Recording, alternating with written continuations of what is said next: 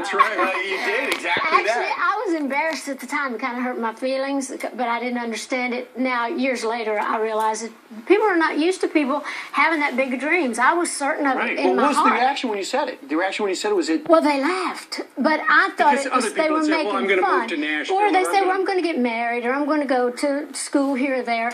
And mine was just off the wall, and it was just kind of sudden and shocking Right. because I meant it. But that's the they whole weren't point. being cruel. I know that This now. is why you're an inspiration to so many, I'm going to say men and women, but women especially, because you believed in yourself. You grew up dirt poor, and you made the most of your life.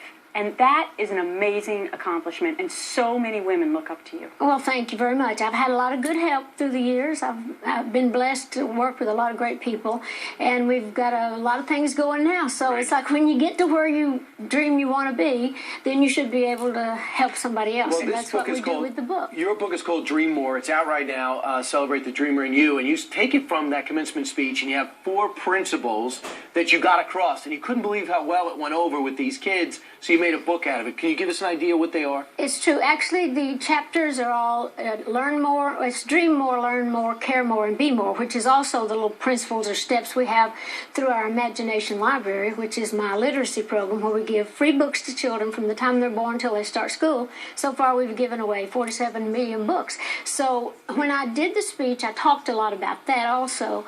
And people said, well, why don't you just, the publishers and David Dotson and Ted Miller that run the foundation, they said, well, why don't you write a book and just expand more on the learn more and the care mores and the be more, just really make it more. So all the money from this goes to the Imagination Library to buy more books. You know, it seems like when you're a kid, you do most of the dreaming in your life, and then society or culture or whatever just kind of, okay, I'm part of the machine now. You stop dreaming, but this reminds all of us that it's never too late. That's true, because, I mean, the older I get, the more dreams I want to have, because I want to stay busy, and you get in your second childhood, you have more childhood dreams. I can start dreaming my childhood dreams again. Right? But it's true. I think it's wonderful to stay busy all the days of your life, and you're never too old to dream. What I found so fascinating, though, about reading the background of this speech preparation that led to this book was that you didn't feel you were worthy to give this commencement speech. Well, I was afraid of it because I can write a song all day, I can talk and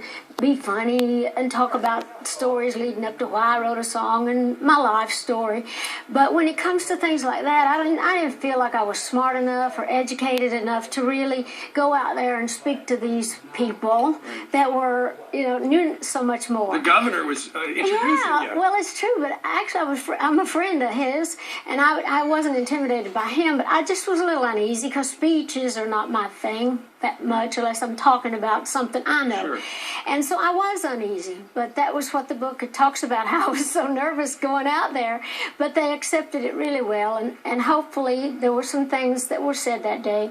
At least being a local girl, it made them like me more, and it didn't hurt that I sang Rocky Top, their theme song, when I first went out. That kind of won them over a little bit. Good icebreaker. Yeah. In the back of the book, you answer some questions that you were asked frequently.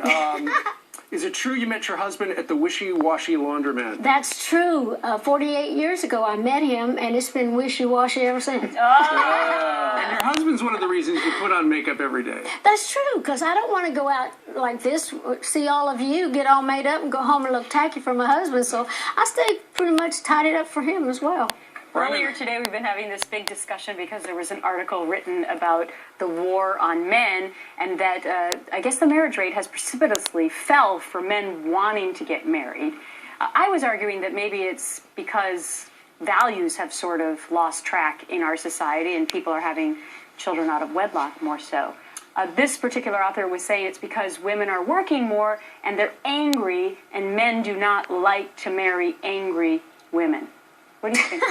Well, my husband's not angry that I'm working. He can sit on his butt at home while I'm out here doing stuff. So. You can ride the Dollywood Ferris wheel. It doesn't matter. So I First in don't think love. I'm the one you need to ask about that. I've been married for 46 years and very happy, and he seems to be happy with me. So Do you find that it still works. Do you find that women aren't acting like women anymore, and men are not acting like men anymore? Oh, I think that's true with some men and some women, but not for everybody, and I don't want to get into that silly conversation. Let's let people that like to bitch a lot talk about that stuff. Well, there you I go. don't believe it Right, anyway. there you Those go. people. Yeah. You people. Yeah. Out of your book, would you ever run for president? I always say, and I'll say again, we've had enough boobs in the White House. So I don't think I'm going there. Not smart enough, too. I read your book last night. It is terrific. Oh, well, thank you. Congratulations. Check it out. It premieres today. It's called Dream More. Celebrate the dreamer in you. Dolly Parton, also known as the Dolly Mama. Yes. The wisdom of the Dolly Mama. That's where a lot of those fun things in the back are It's from. very nice. So this makes a nice Christmas present. Wraps really easy and for a Fit good right in the stocking. cause too. Yeah. And you autographed the back of it, too. Yeah. And could you take us up on Brian's request to come? We'd like to come down to Dollywood. You know what? You're always invited. I've always invited all of you. Right. You just never can come when it's How's time the to- parking? Is it possible? I mean, The parking, we'll get you in. You'll get us We'll in? make All sure right, that good. you get in. So I'll meet you at the forks because of a lot the of road times you and park take so you. far away, you're exhausted by the time you get to Well, the that's true. But if we know you're coming, we'll take care of you. All right. All right, Dolly, thank you Good very to much. see all of Good you. luck I with always enjoy doing this show. it. Thank you very much. Thanks. Love All you. right.